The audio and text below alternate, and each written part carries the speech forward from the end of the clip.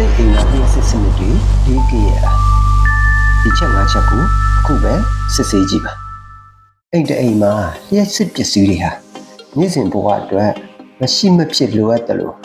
တစ်ဖက်မှာလည်းသတိမထားမိရင်ကြီးမားတဲ့အန္တရာယ်ကိုဖြစ်စေနိုင်ပါတယ်ဒါကြောင့်သိအိမ်မှာအောက်ပါအချက်အလက်လေးတွေကိုပုံမှန်စစ်ဆေးဖို့အတွက်တိုက်တွန်းပေးရစေနံပါတ်1အချက်ဝါယာကြိုးများအပူလွန်ကဲနေသလားမီးပလက်ခုံကြီးဒါမှမဟုတ်ဝါယာကြိုးတွေဟာကိုင်ကြည့်လိုက်လို့ပူနေမယ်ဆိုရင်ဒါဟာဝင်ပို့ overload ဖြစ်နေတာဒါမှမဟုတ်ကြိုးသားမကောင်းတာဖြစ်နိုင်ပါတယ်နံပါတ်2အချက်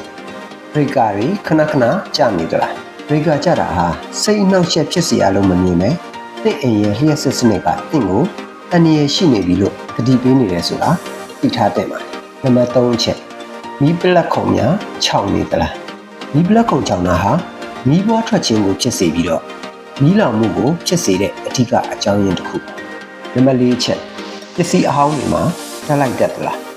ခြေကဲတက်တာဒါမှမဟုတ်အိုးရှယ်ချက်ကိုကင်လိုက်တဲ့အချိန်မှာတုံသွားတယ်ဆိုရင်ဒါဟာမီးယိုစိမ့်မှုရှိနေတာပါနံပါတ်5အချက်ကတော့စနစ်တကျတက်ဆင်ထားတဲ့ DB ပေါက်ရှိပါသလားသင်အိမ်မှာအရေးအသွေးကောင်းတဲ့ circuit breaker တွေစနစ်တကျဖွဲ့စည်းထားတဲ့ distribution box ရှိဖို့ကအရေးကြီးဆုံးအခြေခံအချက်ဖြစ်ပါတယ်။ကိုယ့်အိမ်ရဲ့ဘေးကင်းလုံခြုံမှုဟာကိုယ့်ရဲ့ဆုံးဖြတ်ချက်ပေါ်မှာမူတည်ပါတယ်။ကဲ၍သင်အိမ်မှာလျှက်စစ်နဲ့ပတ်သက်ပြီးတော့တန်တရားရှိတာပဲဖြစ်ဖြစ်စနစ်တကျစစ်ဆေးပြုပြင်ချင်တာပဲဖြစ်ဖြစ် MEW Engineering Group ကဝန်ဆောင်မှုပေးဖို့အသင့်ရှိနေပါတယ်။ဒါဆိုရင်အခုပဲဆက်သွယ်လိုက်တော့နော်။